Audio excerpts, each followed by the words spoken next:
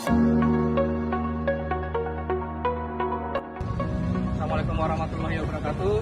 Alhamdulillah pada pagi hari ini Polres Apdia, Satlantas beserta dengan Disub dan juga dari POM melaksanakan kegiatan operasi keselamatan dengan membagikan helm kepada masyarakat yang tidak menggunakan helm pada saat berkendara sepeda motor.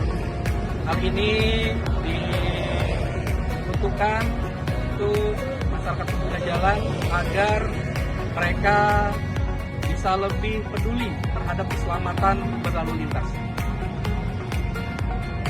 Himbauan kami dari Satlantas Kota Apdia, dalam hal ini Kota Apdia, mengimbau kepada seluruh masyarakat Kabupaten Apdia dalam rangka operasi keselamatan dan juga bulan Ramadan agar mematuhi segala peraturan lalu lintas.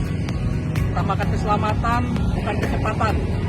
Karena yang terpenting adalah sampai titik tujuan, sampai dengan rumah atau tujuannya masing-masing.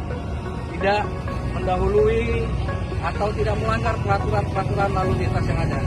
Sekali lagi kami himbau kepada seluruh masyarakat Apdia untuk selalu mematuhi keselamatan berlalu lintas, khususnya pada di bulan Ramadan ini, karena aktivitas jalan raya atau aktivitas yang ada di masyarakat sangat-sangat meningkat.